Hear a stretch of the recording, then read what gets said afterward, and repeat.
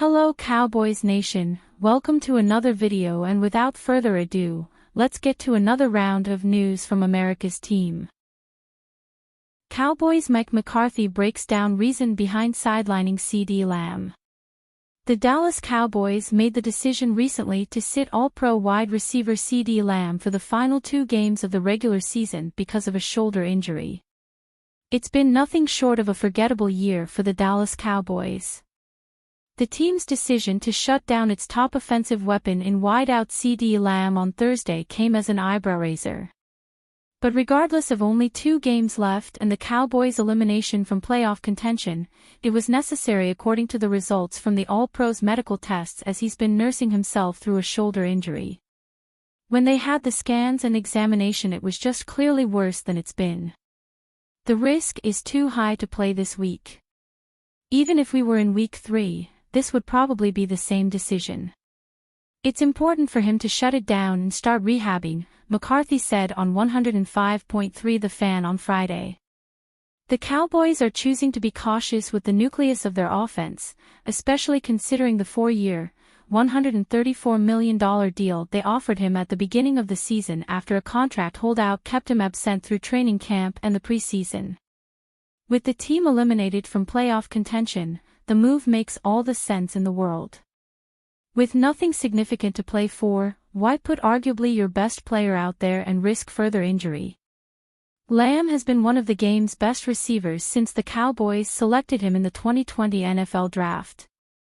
Despite not playing a full season, Lamb found a way, with multiple quarterbacks, to record more than 100 receptions and 1,100 receiving yards for a 3rd consecutive year.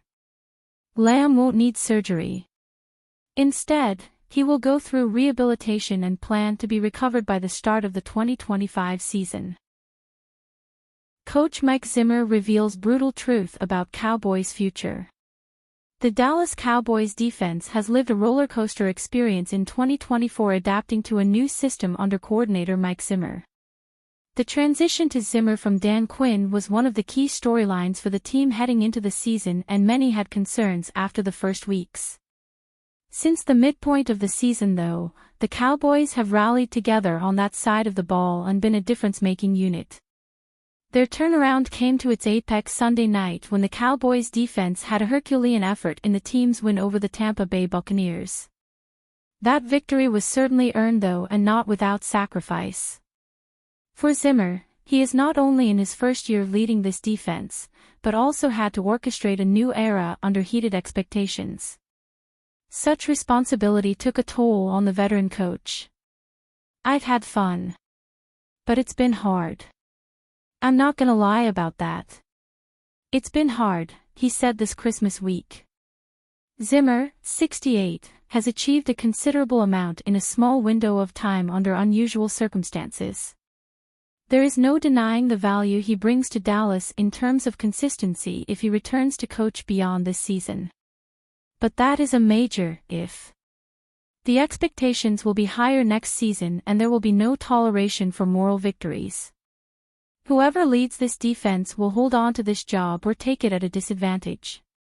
The Cowboys could lose several big names in free agency, and defensive stars DeMarvion Overshown and Trayvon Diggs are uncertain to even take the field next season.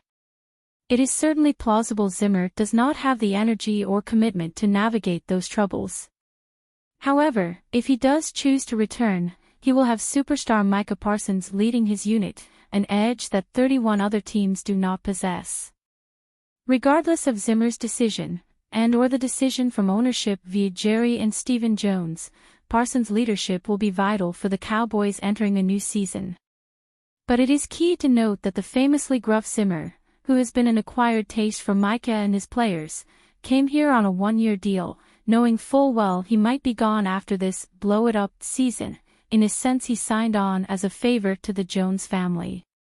At the same time, as he told our Mike Fisher at training camp, he's got family and grandchildren who live in the DFW area.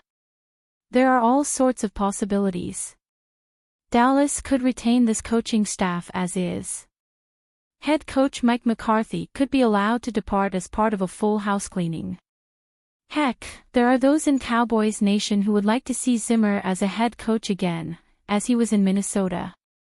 Like McCarthy, Zimmer's status beyond this season is an unknown. But one more season could be an underrated lift for the Cowboys, set for potentially big changes elsewhere in the offseason, if hard hasn't been too much for all involved. Cowboys could lose their two longest tenured players in the offseason. With just 2 games remaining on the 2024 NFL regular season schedule for the Dallas Cowboys, the offseason is nearly upon us. That means we will be saying goodbye to several familiar faces who we've enjoyed watching over the years, but at the same time welcoming in others. Today we wanted to shine the spotlight on 2 of the Cowboys' longest tenured players who we may be saying goodbye to in the coming weeks, Zack Martin and DeMarcus Lawrence. After a decade with the organization, watching these 2 walk away may hit harder than others in the past, like Tyron Smith last year. Zack Martin. Zack Martin is set to become a free agent after the completion of the 2024 season, and it's rumored he is seriously contemplating retirement. He joined the Cowboys organization as their first-round pick, 16th overall, in the 2014 NFL Draft, and was pretty much a fan favorite from the get-go. Since then he's been named to the Pro Bowl 9 times, been a first-team All-Pro 9 times, and a second-team All-Pro twice. The future first-ballot Hall of Famer has been everything the Cowboys expected and more. Number 70 will be missed dearly. DeMarcus Lawrence. Although there haven't been any retirement rumors in regards to DeMarcus Lawrence, his time with the organization could come to an end in a couple of weeks as well.